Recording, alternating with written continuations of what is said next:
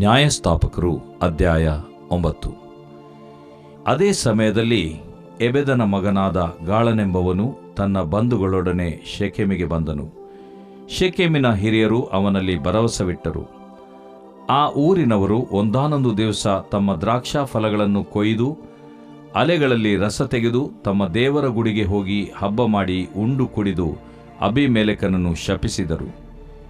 ಎಬೆದನ ಮಗನಾದ ಗಾಳನೂ ಅವರ ಸಂಗಡ ಕೂಡಿಕೊಂಡು, ಅಬೀಮೆಲೆಕನು ಎಷ್ಟರವನು? ಶೆಕೆಮಿನವರಾದ ನಾವು ಎಷ್ಟರವರು? ನಾವು ಅಬೀಮೆಲೆಕನನ್ನು ಯಾಕೆ ಸೇವಿಸಬೇಕು? ಅವನು ಯೆರುಬ್ಬಾಳನ ಮಗನಲ್ಲವೋ?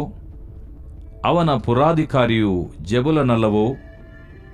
ನಾವು ಅವನನ್ನು ಯಾಕೆ ಸೇವಿಸಬೇಕು? ಶೆಕೆಮನ ತಂದೆಯಾದ ಹಮೋರನ ವಂಶದವರನ್ನೇ ಸೇವಿಸುವ ಈ ಜನರ ಮೇಲೆ ನನಗೆ ಅಧಿಕಾರವಿದ್ದರೆ ಅಬೀಮೆಲೆಕನನ್ನು ಓಡಿಸಿಬಿಡುತ್ತಿದ್ದೆನು ಎಂದು ಹೇಳಿ, ಎಲಾ ಅಬೀಮೆಲೆಕನೇ, ಸೈನ್ಯವನ್ನು ತೆಗೆದುಕೊಂಡು ನನ್ನೊಡನೆ ಯುದ್ಧಕ್ಕೆ ಬಾ ಎಂದು ಕೊಚ್ಚಿಕೊಂಡನು.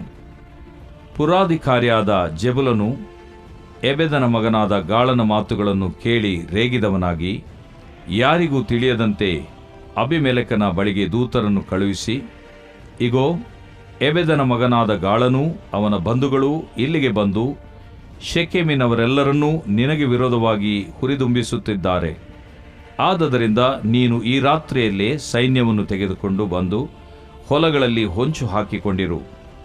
ಸೂರ್ಯನು ಉದಯಿಸುತ್ತಲೇ ಎದ್ದು ಪಟ್ಟಣದ ಮೇಲೆ ಬೀಳು.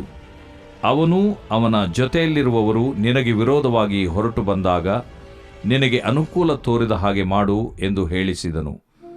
ಅಬೀಮೆಲೆಕನೂ ಅವನ ಜನರೂ ರಾತ್ರಿಯಲ್ಲೇ ಹೊರಟು ಬಂದು 4 ಗುಂಪಾಗಿ ಶೆಕೆಮಿನವರನ್ನು ಹೊಂಚಿ ಕಾಯುತ್ತಿದ್ದರು. ಎಬೆದನ ಮಗನಾದ ಗಾಳನು ಹೊರಗೆ ಹೋಗಿ ಊರು ಬಾಗಲಲ್ಲಿ ನಿಂತುಕೊಂಡಾಗ ಅಬೀಮೆಲೆಕನೂ ಅವನ ಜನರು ತಾವು ಹೊಂಚಿ ನೋಡುತ್ತಿದ್ದ ಸ್ಥಳದಿಂದ ಎದ್ದು ಬಂದರು. ಗಾಳನು ಅವರನ್ನು ಕಂಡು ಜೆಬುಲನಿಗೆ, ಇಗೋ, ಬೆಟ್ಟದ ಮೇಲಿನಿಂದ ಜನರು ಬರುತ್ತಿದ್ದಾರೆ ಎಂದು ಹೇಳಲು ಜೆಬುಲನು ಅವನಿಗೆ, ನೀನು ಬೆಟ್ಟದ ನೆರಳನ್ನು ನೋಡಿ ಜನರೆಂದು ಭಾವಿಸುತ್ತೀ ಅನ್ನಲು ಅವನು ತಿರುಗಿ, ನೋಡು, ದೇಶನಾಭಿಗಿರಿಯಿಂದ ಜನರು ಬರುತ್ತಿದ್ದಾರೆ. ಕಣಿ ಹೇಳುವವರ ಮರದ ಮಾರ್ಗವಾಗಿ ಇನ್ನೊಂದು ಗುಂಪು ಬರುತ್ತಿದೆ ಅಂದನು. ಆಗ ಜೆಬುಲನು ಅವನಿಗೆ, ಈಗ ನಿನ್ನ ಬಾಯಲ್ಲಿದೆ. ಅಬೀಮೆಲೆಕನು ಎಷ್ಟರವನು? ನಾವು ಅವನನ್ನು ಯಾಕೆ ಸೇವಿಸಬೇಕು ಎಂದು ಕೊಚ್ಚಿಕೊಂಡಿಯಲ್ಲ. ಅವರು ನೀನು ತಿರಸ್ಕರಿಸಿದ ಜನರಲ್ಲವೋ? ಹಾಗಾದರೆ ಹೋಗಿ ಅವರೊಡನೆ ಯುದ್ಧ ಮಾಡು ನೋಡೋಣ ಎಂದು ಹೇಳಿದನು. ಗಾಳನು ಶೆಕೆಮಿನವರ ನಾಯಕನಾಗಿ ಹೊರಟು ಅಬೀಮೆಲೆಕನೊಡನೆ ಕಾದಿದನು. ಆದರೆ ಅಬೀಮೆಲೆಕನಿಗೆ ಬೆನ್ನು ತೋರಿಸಿ ಓಡಿ ಹೋಗಬೇಕಾಗಲು ಅವನು ಇವನನ್ನು ಹಿಂದಟ್ಟಿದನು. ಊರು ಬಾಗಲಿನವರೆಗೆ ಅನೇಕ ಮಂದಿ ಹತರಾಗಿ ಬಿದ್ದರು. ಅನಂತರ ಅಬೀಮೆಲೆಕನು ಹೋಗಿ ಅರೂಮದಲ್ಲಿ ವಾಸಿಸಿದನು. ಇತ್ತ ಜೆಬುಲನು ಗಾಳನನ್ನೂ ಅವನ ಬಂಧುಗಳನ್ನು ಶೆಕೆಮಿನಿಂದ ಅಟ್ಟಿಬಿಟ್ಟನು. ಮರುದಿವಸ ಜನರು ಬಯಲಿಗೆ ಹೊರಟು ಬಂದರು. ಇದು ಅಬೀಮೆಲೆಕನಿಗೆ ಗೊತ್ತಿದ್ದರಿಂದ ಅವನು ತನ್ನ ಜನರನ್ನು 3 ಗುಂಪು ಮಾಡಿ ಅವರನ್ನು ತೆಗೆದುಕೊಂಡು ಬಂದು ಹೊಲಗಳಲ್ಲಿ ಹೊಂಚಿ ನೋಡುತ್ತಿದ್ದನು. ಜನರು ಪಟ್ಟಣದಿಂದ ಹೊರಟು ಬರುವುದನ್ನು ಇವನು ಕಾಣುತ್ತಲೇ ಅಲ್ಲಿಂದ ಎದ್ದು ಅವರನ್ನು ಹೊಡೆದನು. ಅಬೀಮೆಲೆಕನು ಅವನ ಸಂಗಡ ಇದ್ದ ಗುಂಪಿನವರು ಓಡಿ ಬಂದು ಊರು ಬಾಗಲಲ್ಲಿ ನಿಂತರು. ಉಳಿದ 2 ಗುಂಪಿನವರು ಬಯಲಿನಲ್ಲಿದ್ದ ಶೆಕೆಮಿನವರ ಮೇಲೆ ಬಿದ್ದು ಅವರನ್ನು ಹತ ಮಾಡಿದರು. ಅಬೀಮೆಲೆಕನು ಆ ದಿವಸವೆಲ್ಲ ಯುದ್ಧ ಮಾಡಿ ಪಟ್ಟಣವನ್ನು ಸ್ವಾಧೀನ ಮಾಡಿಕೊಂಡು ಅದರ ಜನರನ್ನೆಲ್ಲ ಸಂಹರಿಸಿ ಊರನ್ನು ಕೆಡವಿಬಿಟ್ಟು ಅಲ್ಲಿ ಉಪ್ಪನ್ನು ಎರಚಿಬಿಟ್ಟನು. ಶೆಕೆಮಿನ ಕೋಟೆಯವರು ಇದನ್ನು ಕೇಳಿ ಏಲ್ ಬೆರೀತ್ ಎಂಬ ದೇವರ ಗುಡಿಯ ನೆಲಮನೆಯಲ್ಲಿ ಅಡಗಿಕೊಂಡರು. ಕೋಟೆಯವರೆಲ್ಲರೂ ಅಲ್ಲಿ ಅಡಗಿಕೊಂಡಿದ್ದಾರೆಂಬುದು ಅಬೀಮೆಲೆಕನಿಗೆ ಗೊತ್ತಾದಾಗ ಅವನು ಕೊಡಲಿಯನ್ನು ತೆಗೆದುಕೊಂಡು ತನ್ನ ಜನರೆಲ್ಲರೊಡನೆ ಚಲ್ಮೋನ್ ಗುಡ್ಡವನ್ನೇರಿ ತನ್ನವರಿಗೆ, ನಾನು ಮಾಡುವಂತೆ ನೀವು ತೀವ್ರವಾಗಿ ಮಾಡಿರಿ ಎಂದು ಹೇಳಿ ತಾನು ಒಂದು ಮರದ ಕೊಂಬೆಯನ್ನು ಕಡಿದು ಹೆಗಲ ಮೇಲೆ ಹೊತ್ತುಕೊಳ್ಳಲು ಅವರೂ ಅದರಂತೆ ಮಾಡಿ ಅವನ ಹಿಂದೆ ಹೋಗಿ ಆ ಕೊಂಬೆಗಳನ್ನು ಅವರಿದ್ದ ನೆಲಮನೆಯ ಸುತ್ತಲೂ ಹಾಕಿ ಬೆಂಕಿ ಹೊತ್ತಿಸಿ ಅದನ್ನು ಸುಟ್ಟು ಬಿಟ್ಟರು. ಹೀಗೆ ಶೆಕೆಮ್ ಕೋಟೆಯವರೆಲ್ಲರೂ ಸತ್ತರು. ಅವರು ಸ್ತ್ರೀ ಪುರುಷರೆಲ್ಲ ಸುಮಾರು 1000 ಜನರಿದ್ದರು. ಅನಂತರ ಅಬೀಮೆಲೆಕನು ತೇಬೇಚಿಗೆ ಹೋಗಿ ಮುತ್ತಿಗೆ ಹಾಕಿ ಅದನ್ನು ಹಿಡಿದನು. ಆ ಊರಿನ ಮಧ್ಯದಲ್ಲಿ ಒಂದು ಭದ್ರವಾದ ಬುರುಜು ಇತ್ತು. ಊರಿನ ಸ್ತ್ರೀ ಪುರುಷರೆಲ್ಲರೂ ಓಡಿ ಹೋಗಿ ಅದರೊಳಗೆ ಹೊಕ್ಕು ಬಾಗಲನ್ನು ಮುಚ್ಚಿಕೊಂಡು ಮೇಲೆ ಹತ್ತಿದರು. ಅಬೀಮೆಲೆಕನು ಅಲ್ಲಿಗೆ ಬಂದು ಯುದ್ಧ ಮಾಡುತ್ತಾ ಬುರುಜಿನ ಬಾಗಲಿಗೆ ಬೆಂಕಿ ಹೊತ್ತಿಸಬೇಕೆಂದು ಅದರ ಸಮೀಪಕ್ಕೆ ಹೋಗಲು ಒಬ್ಬ ಸ್ತ್ರೀಯು ಮೇಲಡಿಂದ ಒಂದು ಬೀಸುವ ಕಲ್ಲನ್ನು ಬೀಳಿಸಿ ಅವನ ತಲೆಬುರುಡೆಯನ್ನು ಒಡೆದು ಬಿಟ್ಟಳು. ಅವನು ಕೂಡಲೇ ತನ್ನ ಆಯುಧ ವಾಹಕನನ್ನು ಕರೆದು ಅವನಿಗೆ, ಕತ್ತಿಯನ್ನು ಹಿರಿದು ನನ್ನನ್ನು ಕೊಲ್ಲು, ಇಲ್ಲವಾದರೆ ಹೆಂಗಸಿನ ಕೈಯಿಂದ ಸತ್ತನೆಂದು ಹೇಳಾರು ಎಂದನ್ನಲು ಆ ಪ್ರಾಯಸ್ಥನು ಅವನನ್ನು ತಿವಿದು ಕೊಂದು ಹಾಕಿದನು. ಅಬೀಮೆಲೆಕನು ಸತ್ತು ಹೋದದ್ದನ್ನು ಕಂಡು ಇಸ್ರಾಯೇಲ್ಯರು ತಮ್ಮ ತಮ್ಮ ಸ್ಥಳಗಳಿಗೆ ಹಿಂದಿರುಗಿದರು. 70 ಮಂದಿ ಸಹೋದರರನ್ನು ಕೊಂದು ಹಾಕಿ ತನ್ನ ತಂದೆಗೆ ದ್ರೋಹಿಯಾದ ಅಬೀಮೆಲೆಕನಿಗೆ ದೇವರು ಈ ರೀತಿಯಾಗಿ ಮುಯ್ಯಿ ತೀರಿಸಿದನು. ಶೆಕೆಮಿನವರಿಗಾದರೋ ಅವರ ದುಷ್ಟತ್ವವು ಅವರ ತಲೆಯ ಮೇಲೆಯೇ ಬರಮಾಡಿದನು. ಹೀಗೆ ಯೆರುಬ್ಬಾಳನ ಮಗನಾದ ಯೋತಾಮನು ಇವರ ವಿಷಯದಲ್ಲಿ ನುಡಿದ ಶಾಪವು ನೆರವೇರಿತು. ದೇವರು ಪ್ರೀತಿಸುವ ಪ್ರೀತಿಯ ಬಿಗ್ ಜೆ ಟಿವಿ ಪ್ರಿಯ ವೀಕ್ಷಕರಿಗೆ ನಮ್ಮ ಕರ್ತನಾದ ಯೇಸು ಕ್ರಿಸ್ತನ ಹೆಸರಿನಲ್ಲಿ ವಂದಿಸಿ ಸ್ವಾಗತ ಬಯಸುತ್ತಿದ್ದೇನೆ. ಬನ್ನಿರಿ, ಇಂದಿನ ನಮ್ಮ ಅಧ್ಯಯನ ನ್ಯಾಯಸ್ಥಾಪಕರು 9ನೇ ಅಧ್ಯಾಯ, the book of judges chapter 2. 9ನೇ ಅಧ್ಯಾಯ ಸ್ವಲ್ಪ ದೊಡ್ಡದಾಗಿರೋದ್ರಿಂದ 9ನೇ ಅಧ್ಯಾಯ 1ರಿಂದ 25 ವಚನಗಳು ಒಂದು ಭಾಗವನ್ನಾಗಿ ಮತ್ತು 26ರಿಂದ 57ನೇ ವಚನದವರೆಗೆ ಇರುವಂಥ ಭಾಗವನ್ನು ಇನ್ನೊಂದು ಭಾಗವನ್ನಾಗಿ ವಿಂಗಡಿಸಿ ನಾವು ನಮ್ಮ ಅನುಕೂಲಕ್ಕಾಗಿ ಅಧ್ಯಯನ ಮಾಡಿಕೊಳ್ತಿದ್ದೇವೆ. 9ನೇ ಅಧ್ಯಾಯ 1ರಿಂದ 25 ವಚನಗಳಲ್ಲಿ ಅಬೀಮೆಲೆಕನು, ಅಬಿ ಅಂತ ಹೇಳಿದ್ರೆ ಅಥವಾ ಅಬ್ ಅಂತ ಹೇಳಿದ್ರೆ ತಂದೆ, ಮೆಲೇಕ್ ಅಂತ ಹೀಬ್ರೂ ಭಾಷೆಯಲ್ಲಿ ಅರಸನು, ತಂದೆಯ ಅರಸನು, ಅರಸನಾದ ತಂದೆ ಎಂಬುದಾಗಿ ಕೂಡ ಅರ್ಥ ಕೊಡ್ತದೆ. ಆದ ಕಾರಣ ತಂದೆ ಅರಸನಾಗಿದ್ದನು, ನಿಜ ಅಥವಾ ನ್ಯಾಯಸ್ಥಾಪಕನಾಗಿದ್ದನು. ಅಂಥ ಒಂದು ತಂದೆಯ ಮಗನು ಅಬೀಮೆಲೆಕನು. ಹೌದು, ಇವನು ತನ್ನ ಗಿದ್ಯೋನ ಉಳಿದಂಥ ಭಾಳ ಮಕ್ಕಳನ್ನು, ಪುತ್ರರನ್ನು, ಅಂದರೆ 69 ಮಕ್ಕಳನ್ನು, ತನ್ನ ಸಹೋದರರನ್ನು ಸಂಹರಿಸಿ ಕಾಕಪೋಕರನ್ನು ಕರ್ಕೊಂಡು ಹೋಗಿ ಆ ರೀತಿಯಾಗಿ ಮಾಡಿದನು. ಅನಂತರ ಏನಾಗ್ತದೆ, ಒಬ್ಬನು ಮಾತ್ರ ತಪ್ಪಿಸ್ಕೊಂಡ್ಬಿಡ್ತಾನೆ. ಅವನು ಯೋತಾಮನು. ಯೋ ಅಂತ ಹೇಳಿದರೆ ಯೆಹೋವನು, ಥಾಮ್ ಅಂತ ಹೇಳಿದರೆ ಪೂರ್ಣನು. ಯೆಹೋವನು ಪೂರ್ಣನು, ಯೆಹೋವನು ಪರಿಪೂರ್ಣನು. ಯೆಹೋವನು ಪೂರ್ಣನು ಅನ್ನೋದಕ್ಕೆ ಇನ್ನೊಂದು ಅರ್ಥ ಏನಂತ ಹೇಳಿದರೆ ಯೆಹೋವನು ಸೌಮ್ಯನು. ಯೆಹೋವ ಇಸ್ ಜೆಂಟಲ್. ಅಥವಾ ಇನ್ನೊಂದು ಅರ್ಥ ಕೂಡ ಇದೆ, ಯೆಹೋವನು ಪ್ರಿಯನು. ಜೆಹೋವ ಈಸ್ ಡಿಯರ್. ಹಾಗಾದರೆ ಪೂರ್ಣನು, ಕಂಪ್ಲೀಟ್, ಪರ್ಫೆಕ್ಟ್ ಅಂತ ಹೇಳಿದರೆ ಪ್ರೀತಿಯಲ್ಲಿ, ಸೌಮ್ಯದಲ್ಲಿ ಪರಿಪೂರ್ಣನು ನಮ್ಮ ದೇವರಾದ ಯೆಹೋವನು. ಆತ ನಾಮಕ್ಕೆ ಸ್ತೋತ್ರವಾಗಲಿ. ಹೌದು, ಆನಂತರ ಯೋತಾಮನು ಆ 70 ಮಂದಿ ಮಕ್ಕಳಲ್ಲಿ ತಪ್ಪಿಸ್ಕೊಂಡು ಹೋಗಿಬಿಟ್ಟು, ಕಿರಿಯವನು ಇವನು, ತಪ್ಪಿಸ್ಕೊಂಡು ಹೋಗಿಬಿಟ್ಟು ಆ ಊರಿನವರಿಗೆ, ಶೆಕೆಮಿನವರಿಗೆ ಗಟ್ಟಿಯಾದ ಧ್ವನಿಯಲ್ಲಿ ಅವನು ಹೇಳ್ತಾನೆ, ಶೆಕೆಮಿನವರೇ, ಇದು ನ್ಯಾಯನ? ಇವತ್ತಿನ ದಿವಸ ಅಬೀಮೆಲೆಕನನ್ನು, ಅಂದರೆ ತನ್ನ ಸಹೋದರನನ್ನೇ ಆದರೂ ಕೂಡ ಅಬೀಮೆಲೆಕನನ್ನು ನೀವು ಅರಸನನ್ನಾಗಿ ಮಾಡಿದ್ದೀರಿ, ಉಳಿದಂಥ ಅವನ ಮತ್ತು ನನ್ನ ಸಹೋದರರನ್ನು ಸಂಹರಿಸಿ ಅವನನ್ನು ನೀವು ಮಾಡಿರುವಂಥದ್ದು ಅರಸನನ್ನಾಗಿ ಅದು ಧರ್ಮವೋ? ಅವನು ಅಬೀಮೆಲೆಕನು ಆ ಒಂದು ಅಧಿಕಾರವನ್ನು ವಹಿಸಲಿಕ್ಕೆ ಈ ಹಿರಿಯರು ಸಹಾಯ ಮಾಡಿದ್ದರಿಂದ ಇವನು ಆ ರೀತಿಯಾಗಿ ಹೇಳುವಂಥದ್ದನ್ನು ಹೇಳಬೇಕಾಯಿತು. ಆಗ ಅವನು ಹೇಳ್ತಾನೆ, ನನ್ನ ತಂದೆಯು ತನ್ನ ಜೀವದ ಆಶೆಯನ್ನು ತೊರೆದು ಮಿದ್ಯಾನರಿಂದ ನಿಮ್ಮನ್ನು ಬಿಡಿಸಿದನಲ್ಲ, ಹಾಗಿರುವಾಗ ಅವನಿಗೆ, ನನ್ನ ತಂದೆಗೆ ನೀವು ಉಪಕಾರ ಈ ರೀತಿಯಾಗಿ ಮಾಡಿದ್ದು ಸರಿಯೋ ಎಂಬಂಥ ಮಾತುಗಳನ್ನು ಹೇಳಿಬಿಟ್ಟು ಕಡೆಗೆ ಅವನು ಅಲ್ಲಿಂದ ಓಡಿ ಹೋಗಿಬಿಡ್ತಾನೆ. ಯಾಕೆ ಓಡಿ ಹೋಗ್ಬಿಡಕ್ಕೆ ಅಂತ ಹೇಳಿದರೆ, ಈ ಸುಖೇಮಿನವರು ಅಥವಾ ಈ ಊರಿನವರು ಶೆಖೇಮಿನವರು ಮತ್ತೆ ಹೋಗಿ ಅಬಿಮೆಲೇಕನಿಗೆ ಹೇಳಿಬಿಟ್ಟು ಮತ್ತೆ 69 ಮಕ್ಕಳನ್ನು, ಅಂದರೆ ತನ್ನ ಸಹೋದರನ್ನು ಸಂಹರಿಸಿದಂಥವನು ಇವನು ಒಬ್ಬನನ್ನು ಹಿಡಿದು ಸಂಹರಿಸದೇ ಇರುವನೋ ಅಂತ ಹೇಳಿಬಿಟ್ಟು ಭಯಪಟ್ಕೊಂಡು ಓಡೋಗ್ಬಿಡ್ತಾನೆ.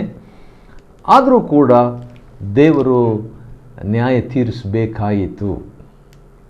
3 ವರ್ಷ ಆಳ್ವಿಕೆಯನ್ನು ಅಬಿಮೆಲೇಕನು ದೇವಜನರ ಮೇಲೆ ಆಳ್ವಿಕೆಯನ್ನು ಮಾಡ್ತಾನೆ.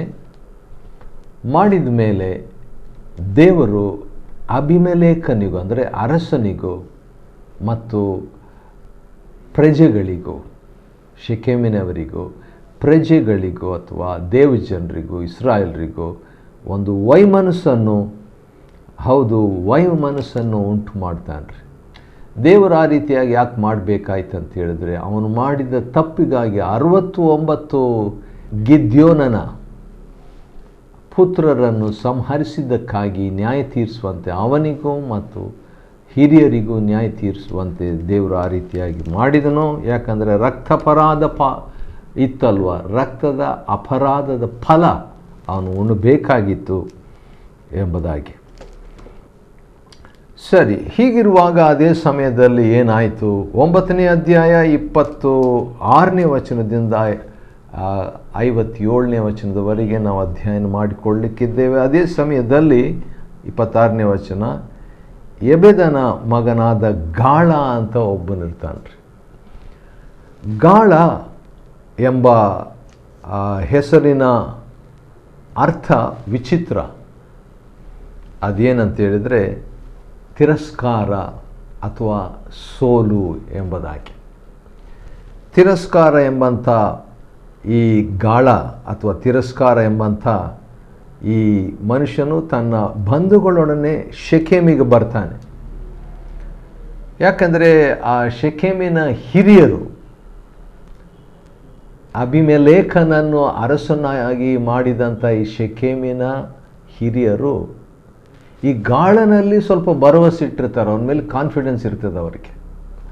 ಆದ ಕಾರಣ ಅವರು ಬಂದುಬಿಟ್ಟು ಏನು ಮಾಡ್ತಾರೆ, ದ್ರಾಕ್ಷ ಫಲಗಳನ್ನು ಕೊಯ್ದು ಆಲೆಗಳಲ್ಲಿ ರಸ ತೆಗೆದು ಏನು ಮಾಡ್ತಾರೆ, ದೇವರ ಗುಡಿಗೆ ಹೋಗಿ ಹಬ್ಬ ಮಾಡಿ ಉಂಡು ಕುಡಿದು ಅಬಿಮೆಲೇಕನನ್ನು ಶಪಿಸಿದರು. ಅರಸನನ್ನು ಶಪಿಸ್ತಾರೆ. ಅವರು ಡ್ರಿಂಕ್ ಮಾಡಿಬಿಟ್ಟು ಈ ರೀತಿಯಾಗಿ ಇದ್ದಾಗ ಈ ಗಾಳನು ಕೂಡ ಅವ್ರ ಜೊತೆಯಲ್ಲಿರ್ತಾನೆ. ಅಬಿಮೆಲೇಕನು ಎಷ್ಟರವನು, ಶೆಕೆಮಿನವರಾದ ನಾವು ಎಷ್ಟರವರು ಅಂತ ಹೇಳ್ಬಿಟ್ಟು ಅವರು ಡ್ರಿಂಕ್ ಮಾಡಿಬಿಟ್ಟು ಮಾತಾಡ್ತಾ ಶಪಿಸ್ತಾ ಅಬಿಮೆಲೇಕನನ್ನು ಯಾಕೆ ನಾವು ಸೇವಿಸಬೇಕು, ಹೀಗೆಲ್ಲ ಅವರು ಮಾತನಾಡ್ತಾ ಇರುವಾಗ ಅಲ್ಲಿ ಒಬ್ಬನು ಇರ್ತಾನ್ರಿ. ಅವನ ಹೆಸರು ಇಲ್ಲೇ ಇದೆ, 30ನೇ ವಚನದಲ್ಲಿ ಅವನ ಹೆಸರು ಇದೆ. ಅದೇನಂತ ಹೇಳಿದ್ರೆ, ಪುರಾಧಿಕಾರಿಯಾದ ಜಬುಲ ಅಂತ ಒಬ್ಬನಿರ್ತಾನೆ. ಅವನು ಈ ಗಾಳನ ಮಾತುಗಳನ್ನು ಕೇಳಿ ಭಾಳ ಅಪ್ಸೆಟ್ ಆಗಿ ರೇಗಿದವನಾಗಿ ಯಾರಿಗೂ ತಿಳಿಯದಂತೆ ಅಬಿಮೆಲೇಕನ ಬಳಿಗೆ ದೂತರನ್ನು ಕಳುಹಿಸಿ, ಇಲ್ಲೇ ಇರ್ತಾನೆ, ಆದರೆ ಯಾರಿಗೂ ಗೊತ್ತಿಲ್ಲ, ಇವರೆಲ್ಲ ಡ್ರಿಂಕ್ ಮಾಡಿ ಇರುವಂಥ ಟೈಮ್ನಲ್ಲಿ ಅವನು ಅರಸನಿಗೆ ಒಬ್ಬ ದೂತನನ್ನು ಕಳಿಸ್ಬಿಟ್ಟು ಏನು ಹೇಳ್ತಾನೆ, ಈಗೋ ಗಾಳನು ಅವನ ಬಂಧುಗಳು ಇಲ್ಲಿಗೆ ಬಂದು ಶೆಕೆಮಿನಲ್ಲಿರುವವರೆಲ್ಲರನ್ನು ನಿನಗೆ ವಿರುದ್ಧವಾಗಿ ಉರಿದುಂಬಿಸ್ತಾ ಇದ್ದಾರೆ. ಆದ ಕಾರಣ ನೀನು ರಾತ್ರಿಯಲ್ಲೇ ಸೈನ್ಯವನ್ನು ತೆಗೆದುಕೊಂಡು ಬಂದು ಹೊಲಗಳಲ್ಲಿ ಹೊಂಚು ಹಾಕಿಕೊಂಡಿರು, ಇವ್ರನ್ನೆಲ್ಲ ಅಟ್ಯಾಕ್ ಮಾಡು ಎಂಬುದಾಗಿ ಅಲ್ಲಿರುವಂಥ ಒಬ್ಬನೇ ಹೇಳಿ ಕಳಿಸ್ಬಿಡ್ತಾನೆ ದೂತನನ್ನು. ಸೂರ್ಯನು ಉದಯಿಸುತ್ತಲೇ ಎದ್ದು ಪಟ್ಟಣದ ಮೇಲೆ ನೀನು ಬೀಳು, ಅಲ್ಲ ಅಟ್ಯಾಕ್ ಮಾಡು ಬೆಳಗ್ಗೆ ಎಂಬುದಾಗಿ ಆ ರೀತಿಯಾಗಿ ಹೇಳಿದಾಗ ಅದೇ ರೀತಿಯಾಗಿ ಅಬಿಮೆಲೇಕನು ಅವನ ಜನರು ರಾತ್ರಿಯಲ್ಲೇ ಹೊರಟು. ಹಾಗಾದರೆ ಈ ಜಬುಲನ ಮಾತಿಗೆ ಅರಸನು ಗೌರವಿಸಿದನು ಅಥವಾ ಮಾತು ಕೇಳಿದನಂತ ಅರ್ಥ ಆಗ್ತದೆ. ಜಬುಲ ಅಂದರೆ ನಿವಾಸ ಅಂತ ಹೇಳ್ಬಿಟ್ಟು, ಜಬುಲೋನ್ ಇದೇ ಪದದಿಂದ ಬರುವಂಥದ್ದು, ನಿವಾಸ, ಹ್ಯಾಬಿಟೇಷನ್ ಅಂತ ಹೇಳ್ಬಿಟ್ಟು. ಈ ಜಬುಲನು ಗಾಳನ ಮೇಲೆ, ಗಾಳ ಅಂತ ಹೇಳಿದರೆ ಸೋತವನು, ತಿರಸ್ಕರಿಸಲ್ಪಟ್ಟವನು, ತಿರಸ್ಕಾರ ಹೊಂದಿದವನು ಎಂಬುದಾಗಿ. ಈಗ ಅವ್ರವ್ರ ಕಡೆನೇ ಒಬ್ಬರ ಮೇಲೆ ಒಬ್ಬರು ಹೇಳ್ಕೊಳ್ತಾ ಇದ್ದಾರೆ. ಅಂಥ ಒಂದು ಸೀನ್ ಇದು, ಅಂಥ ಒಂದು ದೃಶ್ಯ. ಈಗ ಈ ಅಬಿಮೆಲೇಕನು ಬಂದು ತನ್ನ ಜನರ ಮೇಲೇ, ಶೆಕೆಮಿನವರ ಮೇಲೇ ಯುದ್ಧ ಮಾಡಬೇಕು, ಅವರನ್ನು ಸಂಹರಿಸಬೇಕು, ಅವರನ್ನು ಶಿಕ್ಷಿಸಬೇಕು, ದಂಡಿಸಬೇಕು, ಅಟ್ಯಾಕ್ ಮಾಡಬೇಕು, ದಾಳಿ ಮಾಡಬೇಕಂತ ಹೇಳಿ ಕಳಿಸಿದ್ರಿಂದ ರಾತ್ರಿಯಲ್ಲೇ ಹೊರಟು 4 ಗುಂಪಾಗಿ ಶೆಕೆಮಿನವರನ್ನು ಹೊಂಚಿ ಕಾಯ್ತಿದ್ರು. ಆ ಊರಿಗೆ 4 ಕಡೆ ಅಟ್ಯಾಕ್ ಮಾಡಬೇಕು. ನೋಡ್ರಿ, ಈ ಶೆಕೆಮಿನವರೇ ಅಬಿಮೆಲೇಕನನ್ನು ಅರಸನನ್ನಾಗಿ ಮಾಡಿದವರು. ಆದರೆ ಒಬ್ಬ ವ್ಯಕ್ತಿ ಅದು ಡ್ರಿಂಕ್ ಮಾಡಿಬಿಟ್ಟು, ಈ ಕಾನ್ಫಿಡೆನ್ಸ್ ಇವರಿಗಿತ್ತು, ಹಿರಿಯರಿಗೆ, ಶೆಕೆಮಿನ ಹಿರಿಯರಿಗೆ ಈ ಗಾಳನ ಮೇಲೆ ಕಾನ್ಫಿಡೆನ್ಸ್ ಇತ್ತು. ಆದ ಕಾರಣ ಭರವಸೆ ಇದ್ದದರಿಂದ ಡ್ರಿಂಕ್ ಬೇರೆ ಮಾಡಿಬಿಟ್ಟು ಈಗ ಮಾತಾಡ್ಕೊಳ್ತಾ ಇರುವಂಥದ್ದನ್ನು ಹೋಗಿ ಈ ಜಬುಲನು ಹೋಗಿ ಅರಸನಿಗೆ ಹೇಳ್ಬಿಡ್ತಾನೆ. ಈಗ ಅರಸನು ರಾತ್ರಿನೇ ದಂಡೆತ್ತಿ ಇವರನ್ನೆಲ್ಲ ಸಂಹರಿಸಬೇಕಂತ ಹೇಳ್ಬಿಟ್ಟು ಬರ್ತಾ ಇದ್ದಾನೆ. ಗಾಳನು ಹೊರಗೆ ಹೋಗಿ ಊರು ಬಾಗಿಲಲ್ಲಿ ನಿಂತುಕೊಂಡಾಗ ಅಬಿಮೆಲೇಕನು ಅವನ ಜನರು ತಾವು ಹೊಂಚಿ ನೋಡುತ್ತಿದ್ದ ಸ್ಥಳದಿಂದ ಎದ್ದು ಬಂದರು. ರಾತ್ರಿ ಅರಸನ ಬಗ್ಗೆ, ಅರಸನಿಗೆ ವಿರುದ್ಧವಾಗಿ ಮಾತನಾಡಿಕೊಂಡಿದ್ದರು. ಆದರೆ ಈಗ ಅರಸನು ಮತ್ತು ಅವನ ಸಂಗಡಿಗರು ಈಗ ಬೆಳಗ್ಗೆ ಏಳ್ತಾ ಇರುವಾಗಲೇ ಬಂದುಬಿಟ್ಟಿದ್ದಾರೆ. ಗಾಳನವರನ್ನು ಕಂಡು ಜಬುಲನಿಗೆ, ಈಗೋ ಬೆಟ್ಟದ ಮೇಲಿನಿಂದ ಜನರು ಬರುತ್ತಿದ್ದಾರೆ ಎಂದು ಹೇಳಲು, ಗೊತ್ತಿಲ್ಲ ಜಬುಲನೇ ಹೇಳ್ಕೊಟ್ಟಿರೋದು ಅಂತ ಹೇಳ್ಬಿಟ್ಟು ಅರಸನಿಗೆ, ಈಗೋ ಜನರು ಬರ್ತಾ ಇದ್ದಾರೆ ಅಂತ ಹೇಳ್ತಾನೆ. ಆಗ ಜಬುಲನು ಏನು ಹೇಳ್ತಾನೆ, ಜಬುಲನು ಈ ಗಾಳನಿಗೆ ಏನೇ ಅಂತ ಹೇಳ್ತಿದ್ದಾನೆ, ಜಬುಲನೇ ಅರಸನಿಗೆ ಗಾಳನಿಗೆ ಗೊತ್ತಿಲ್ಲದೆ ಹೇಳಿ ಕಳಿಸಿದ್ದು. ಅದು ಗೊತ್ತಿಲ್ಲದೆ ಈ ಗಾಳನ ಏನು ಮಾಡ್ತಿದ್ದಾನೆ ನೋಡಿ, ಯುದ್ಧಕ್ಕೆ ಜನರು ಬರ್ತಾ ಇದ್ದಾರೆ ಅಂತ ಹೇಳ್ಬಿಟ್ಟು ಜಬುಲನಿಗೆ ಹೇಳಿದಾಗ, ಜಬುಲನು ನೀನು ಬೆಟ್ಟದ ನೆರಳನ್ನು ನೋಡಿ ಜನರೆಂದು ಭಾವಿಸುತ್ತೀ ಅಂತ ಹೇಳ್ತಾನೆ, ಆ್ಯಕ್ಟ್ ಮಾಡ್ತಾನೆ. ಇಲ್ಲ ಜನರಲ್ಲ, ಅದು ನೆರಳೇನಾದರೂ ಇರಬೇಕೇನೋ ಎಂಬುದಾಗಿ ಹೇಳ್ತಾನೆ ರೀ. ಅದಕ್ಕೆ ಈಗ ಗಾಳನ ಏನಂತ ಹೇಳ್ತಾನೆ, ನೋಡು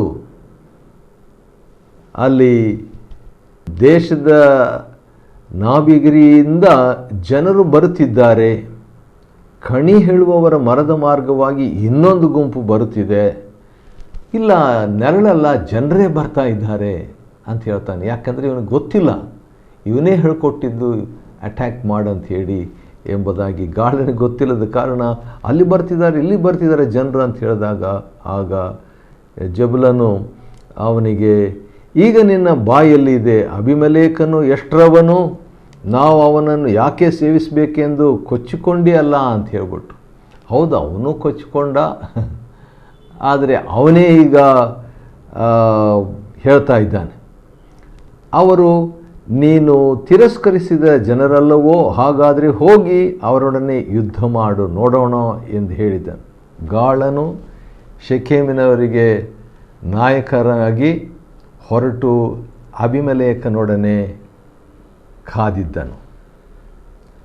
ಆದರೆ ಅಬಿಮೆಲೇಕನಿಗೆ ಬೆನ್ನು ತೋರಿಸಿ ಓಡಿ ಹೋಗಬೇಕಾಗಲು ಅವನು ಇವನನ್ನು ಹಿಂದಟ್ಟಿದನು. ಈಗ ಇಬ್ಬರಿಗೂ ಯುದ್ಧ ಸ್ಟಾರ್ಟ್ ಆಯಿತು, ಕನ್ಫ್ಯೂಷನ್ ಆಯಿತು, ಗಲಿಬಿಲಿ ಆಯಿತು. ಮತ್ತು ಅಲ್ಲಿಂದ ಈ ಜಬುಲನು ಗಾಳನು ಇಬ್ಬರು ಕೂಡ ಓಡೋಗ್ಬಿಡ್ತಾರೆ, ಅವ್ರನ್ನ ಅಟ್ಟಿಬಿಡ್ತಾರೆ ಅಂಥ ಒಂದು ಪರಿಸ್ಥಿತಿ. ಮರುದಿನವೂ ಯುದ್ಧ ಸ್ಟಾರ್ಟ್ ಆಗ್ತದೆ, ಕಂಟಿನ್ಯೂ ಆಗ್ತದೆ ರೀ. ಹೇಗಾಯ್ತು ಅಂತ ಹೇಳ್ಬಿಟ್ಟು ನಾವು ನೋಡೋಣ. 42 ಇರುವಂಥ ವಚನಗಳಲ್ಲಿ ಅಬಿಮೆಲೇಕನಿಗೆ ಏನು ಮಾಡ್ತಾನೆ, ಈಗ ತನ್ನ ಜನರನ್ನು 3 ಗುಂಪಾಗಿ ಮಾಡ್ತಾನೆ ರೀ. ಡೇ 1 ಮೊದಲನೇ ದಿವಸ ಯುದ್ಧ ಆಯಿತು, ಈಗ ಮಾರನೇ ದಿವಸ ಯುದ್ಧ ನಡೀತಾ ಇದೆ.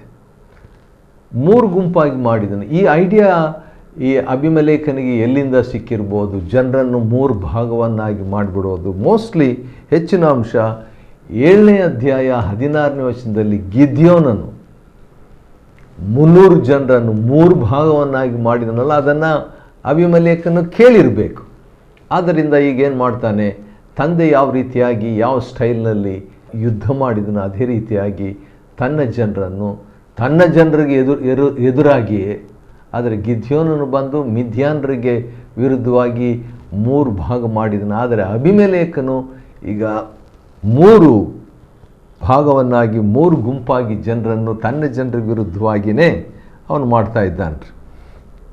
ಆಗ ಏನಾಯಿತು, ಅಬಿಮೆಲೇಕನು ಅವನ ಸಂಗಡಿದ ಗುಂಪಿನವರು ಓಡಿ ಬಂದು ಊರು ಬಾಗಿಲಲ್ಲಿ ನಿಂತರು. ಉಳಿದ 2 ಗುಂಪಿನವರು ಬಯಲಿನಲ್ಲಿ ಶೆಕೆಮಿನವರ ಮೇಲೆ ಬಿದ್ದು ಅವರನ್ನು ಹತ ಮಾಡಿದರು. ಸ್ವಂತದವರನ್ನೇ ಅಟ್ಯಾಕ್ ಮಾಡಿದರು. ಕಾರಣ ಏನು? ಒಬ್ಬ ಮನುಷ್ಯನು, ಏನವನ ಹೆಸರು? ಜಬುಲನು. ಜಬುಲನ್ ಅಂದರೆ ವಾಸ ಮಾಡುವವನು. ಯಾವುದರಲ್ಲಿ ವಾಸ ಮಾಡಿದ್ದ? ಕೆಲವು ಕಡೆ ಹೇಳ್ತಾರೆ ಚುಚ್ಚು ಕೊಡೋದರಲ್ಲಿ, ಉರಿದುಂಬಿಸುವುದರಲ್ಲಿ. ಆ್ಯಕ್ಚುಲಿ ಇವನೇ ಯುದ್ಧಕ್ಕೆ ಉರಿದುಂಬಿಸಿದ್ದು. ಆದರೆ ಹೇಳಿದ್ದೇನು? ಗಾಳನು ಶೆಕೆಮಿನವರನ್ನು ನಿನಗೆ ವಿರುದ್ಧವಾಗಿ ಹುರಿದುಂಬಿಸ್ತಾ ಇದ್ದಾನೆ ಎಂಬಂಥ ಮಾತನ್ನು ಹೇಳ್ತಾನೆ. ಅವನೇ ಆ ರೀತಿಯಾಗಿ ಮಾಡಿಬಿಟ್ಟು ಈಗ ಇವನು ಅದನ್ನೇ ಫಾಲೋ ಮಾಡ್ತಾ ಇದ್ದಾನೆ. ಈ ರೀತಿಯಾಗಿದ್ದಾಗ ಅಬಿಮೆಲೇಕನು ಯುದ್ಧದಲ್ಲಿ ಮುಂದುವರಿಸ್ತಾ ಇದ್ದಾನೆ. ಅಲ್ಲಿನ ಜನರನ್ನೆಲ್ಲ ಅವನು ಸಂಹರಿಸಿ ಊರನ್ನು ಕೆಡವಿ ಕಡೆಗೆ ಅಲ್ಲಿ ಉಪ್ಪನ್ನು ಎರಚಿಬಿಟ್ಟನು. ವಿಚಿತ್ರ, ಬಹುಶಃ ಅಲ್ಲೇ ರೆಡಿಯಾಗಿತ್ತೇನೋ. ಮತ್ತು ಒಂದು ಹೆಸರು ಕೂಡ ಅಲ್ಲಿ ಇಡ್ತಾರೆ. ಅಲ್ಲಿ ಕೆಲವರೆಲ್ಲ ಓಡೋಗಿ ಬಚ್ಚಿಟ್ಕೊಳ್ತಾರೆ. ಇದನ್ನೆಲ್ಲ ನೋಡಿದವರು ವಿಚಿತ್ರ ಅಂತ ಅವರಿಗೆ ಅನಿಸಿರಬೇಕು. ಆ ರೀತಿಯಾಗಿ ಅಡಗಿಕೊಂಡಿದ್ದಾರೆ ಎಂಬಂಥದ್ದು. ಯಾಕಂದರೆ ಭಯಪಟ್ಕೊಂಡು ಮೊದಲು ಇವರೇ ಅವನನ್ನು ಅರಸನನ್ನಾಗಿ ಮಾಡಿದ್ದು. ಈಗ ಅರಸನಾಗಿ ಬಂದಂಥವನು ಅವರಿಗೆ ಈಗ ರಿವರ್ಸ್ ಆಗಿ ತಿರುಗಿ ಬಿದ್ದುಬಿಟ್ಟಿದ್ದಾನೆ.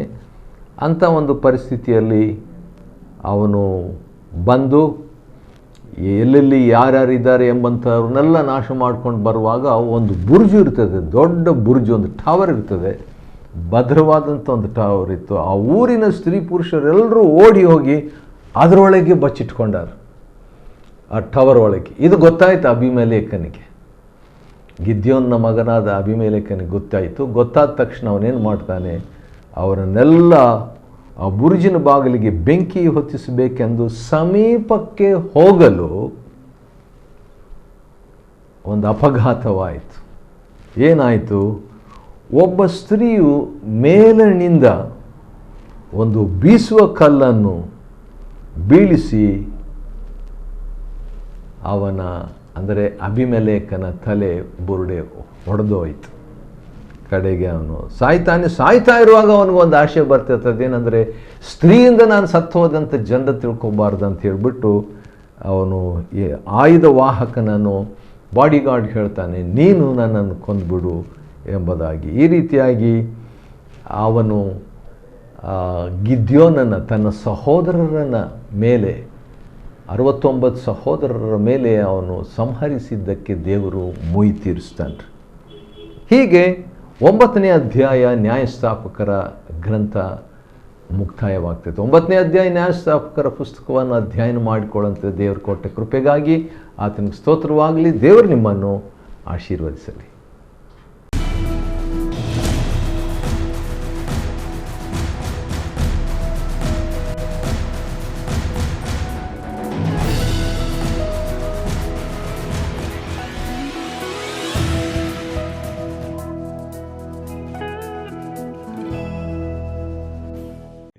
Chapter 9. And Gaal the son of Ebed came with his brethren, and went over to Shechem, and the men of Shechem put their confidence in him. And they went out into the fields, and gathered their vineyards, and trod the grapes, and made merry, and went into the house of their God, and did eat and drink, and cursed Abimelech. And Gaal the son of Ebed said, Who is Abimelech, and who is Shechem, that we should serve him? Is not he the son of Jerubbaal, and Zebul his officer? Serve the men of Hamor, the father of Shechem, for why should we serve him? And would to God this people were under my hand, then would I remove Abimelech. And he said to Abimelech, Increase thine army, and come out. And when Zebul the ruler of the city heard the words of Gaal the son of Ebed, his anger was kindled, and he sent messengers into Abimelech privily, saying, Behold, Gaal the son of Ebed and his brethren be come to Shechem, and behold, they fortify the city against thee. Now therefore up by night, thou and the people that is with thee, and lie in wait in the field. And it shall be that in the morning, as soon as the sun is up, thou shalt rise early, and set upon the city. And behold, when he and the people that is with him come out against thee, then mayest thou do to them as thou shalt find occasion. And Abimelech rose up, and all the people that were with him by night, and they laid wait against Shechem in 4 companies. And Gaal the son of Ebed went out, and stood in the entering of the gate of the city, and Abimelech rose up, and the people that were with him, from lying in wait. And when Gaal saw the people, he said to Zebul, Behold, there come people down from the top of the mountains. And Zebul said unto him, Thou seest the shadow of the mountains, as if they were men. And Gaal spake again, and said, See, there come people down by the middle of the land, and another company come along by the plain of Meonenim. Then said Zebul unto him, Where is now thy mouth, wherewith thou saidst, Who is Abimelech, that we should serve him? Is not this the people that thou hast despised? Go out, I pray now, and fight with them. And Gaal went out before the men of Shechem, and fought with Abimelech. And Abimelech chased him, and he fled before him, and many were overthrown and wounded, even unto the entering of the gate. And Abimelech dwelt at Arumah, and Zebul thrust out Gaal and his brethren, that they should not dwell in Shechem. And it came to pass on the morrow that the people went out into the field, and they told Abimelech. And he took the people, and divided them into 3 companies, and laid wait in the field, and looked, and behold, the people were come forth out of the city. And he rose up against them, and smote them. And Abimelech and the company that was with him rushed forward, and stood in the entering of the gate of the city. And the 2 other companies ran upon all the people that were in the fields, and slew them. And Abimelech fought against the city all that day, and he took the city, and slew the people that was therein, and beat down the city, and sowed it with salt. And when all the men of the tower of Shechem heard that, they entered into an hold of the house of the god Berith. And it was told Abimelech that all the men of the tower of Shechem were gathered together. And Abimelech gat him up to Mount Zalmon, he and all the people that were with him. And Abimelech took an axe in his hand, and cut down a bough from the trees, and took it, and laid it on his shoulder, and said unto the people that were with him, What ye have seen me do, make haste, and do as I have done. And all the people likewise cut down every man his bough, and followed Abimelech, and put them to the hold, and set the hold on fire upon them, so that all the men of the tower of Shechem died also, about 1,000 men and women. Then went Abimelech to Thebez, and encamped against Thebez, and took it. But there was a strong tower within the city, and thither fled all the men and women, and all they of the city, and shut it to them, and gat them up to the top of the tower. And Abimelech came unto the tower, and fought against it, and went hard unto the door of the tower to burn it with fire. And a certain woman cast a piece of a millstone upon Abimelech's head, and all to break his skull. Then he called hastily unto the young man his armor-bearer, and said unto him, Draw thy sword, and slay me, that men say not of me, A woman slew him. And his young man thrust him through, and he died. And when the men of Israel saw that Abimelech was dead, they departed every man unto his place. Thus God rendered the wickedness of Abimelech, which he did unto his father, in slaying his 70 brethren. And all the evil of the men of Shechem did God render upon their heads, and upon them came the curse of Jotham the son of Jerubbaal.